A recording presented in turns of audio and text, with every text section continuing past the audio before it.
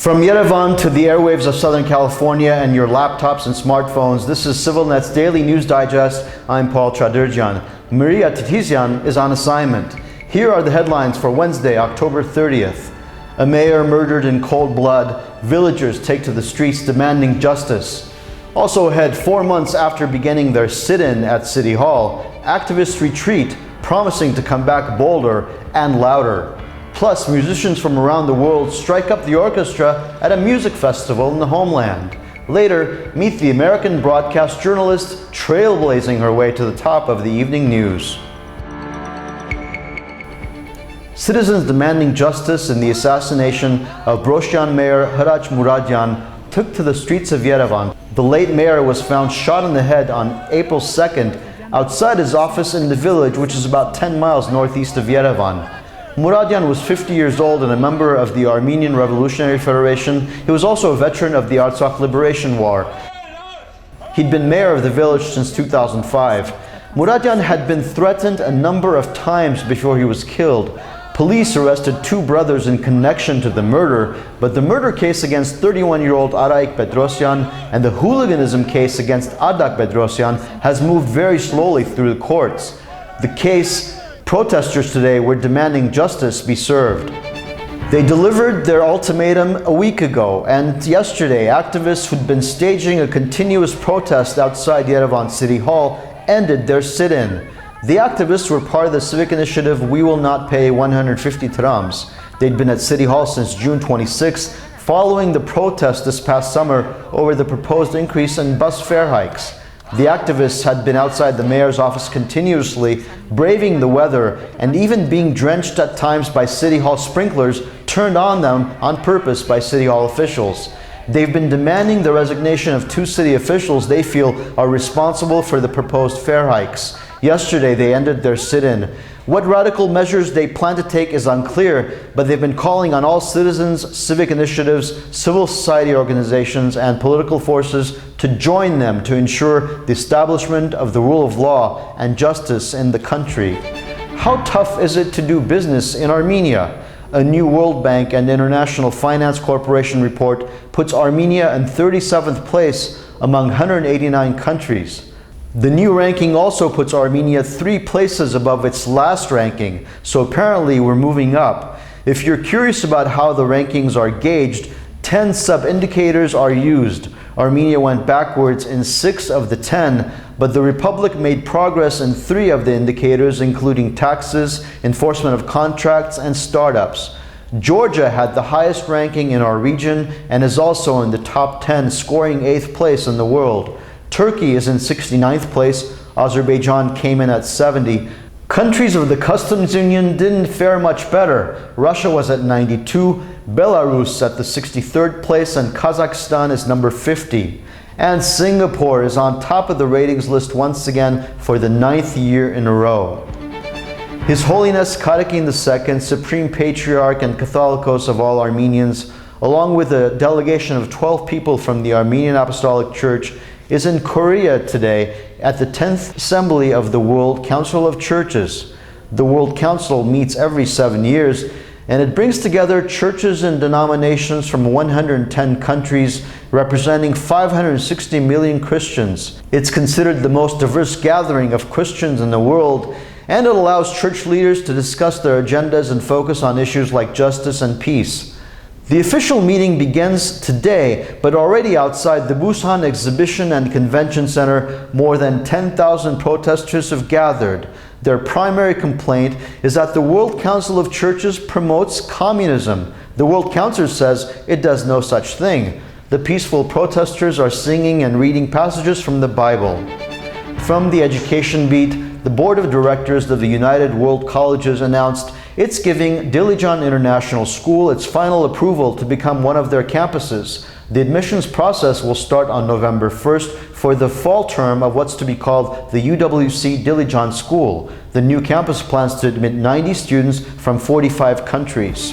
The 6th Classical Musical Festival Return is underway. First Lady Rita Sarkisyan helped kick off the festivities last night in Yerevan. The festival is sponsored by Vivacell and organized by the cultural foundation Gallery of Arts. The goal is to bring together renowned Armenian masters of classical art from around the world.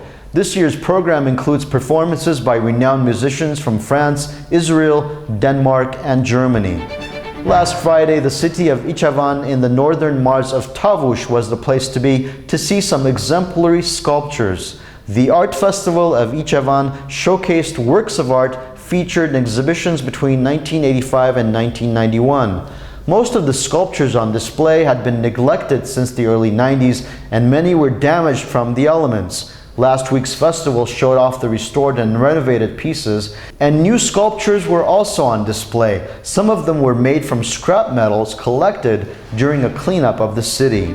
This week on our series, Straight to the Village, host Tim Straight took us back to the village of Norkeri to find out about the apple clearinghouse there. Last week, we showed you how farmers pick their crops. The village is a small bedroom community to Yerevan where there are some 4,000 orchards. This week we take you inside the village storage facility where farmers store their much appreciated and very tasty apples.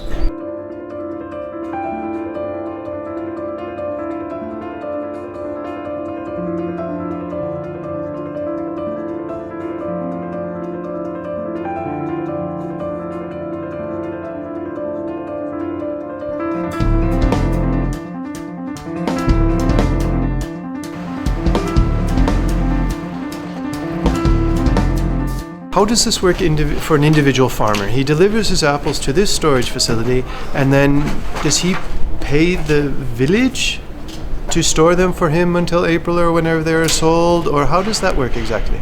To find out the answer to Tim's question, watch this week's Straight to the Village by clicking on the YouTube link right on your screen.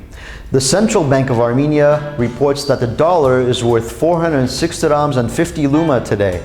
The British pound buys you 658 dirhams, the euro is at 563 dirhams, and the ruble is worth 12 dirhams and 82 luma. The forecast calls for a high of 19 degrees in Yerevan and 14 degrees in Gyumri. Overnight in Yerevan, it'll be freezing at 0 degrees, and Gyumri will see a low of -2. In Stepanakert, the high will be 17 with an overnight low of 6, and in the Armenian city of Salmas, Iran, the high will be 16 degrees and the overnight low will be 1. This week, CivilNet's Global Armenians is featuring broadcast journalist Silva Harapetyan. Silva is an ace reporter, and one of her bosses described her as having a fire in her belly for news and storytelling. She's currently a reporter at CBS Miami. And during our interview, we talked to her about her long journey learning the ropes in the highly competitive business of broadcast news. I learned how to the mechanics of being a street journalist and how to tell stories and how to ask the right questions. I learned how to do that in Fresno, and then I learned how to produce and put all the pieces together in Bakersfield, California. So I used to work overnights.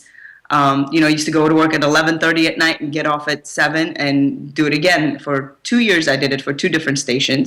And what came next for Silva were jobs in Texas, Oklahoma, Michigan, and a side trip going on the road with her good friend, a friend that was searching for a husband. I was out of a job and realized that I have kind of lost myself in my career because I've put all of my life and my heart and soul into it. Julia came along with this idea she wanted to find love on the road. What I really hope to achieve with this adventure is to cross paths with as many new people as possible, and maybe, just maybe, one of those people is my Mr. Right. Tune in to CivilNet's Global Armenians by following the link on your YouTube screen and find out if Julia found her Mr. Right and how Silva got back on the air. Finally, we want to share one of the comments we received via English at civilnet.am. Janet Demirjan Least from San Francisco Bay Area writes, "Dear Maria and Paul, I watch your daily newscast with much interest and pride. You two have become our trusted source of news headlines in English from the homeland. Keep up the excellent work, and thank you for your superior level of broadcasting that you provide. Abrik. The only small suggestion I'd like to make for the Daily Digest is to consider skipping the daily announcement of the exchange rate, possibly displaying that info at the bottom of the screen as other newscasts do. That might be interesting information to a small segment of the audience, but probably not the most, especially on a daily basis. I'd rather see you use those minutes covering other interesting daily goings-on in Yerevan, non-political, such as sports highlights, interesting new trends, fashion, music, etc. Thank you, Janet. And that is our digest for this Wednesday. See you tomorrow.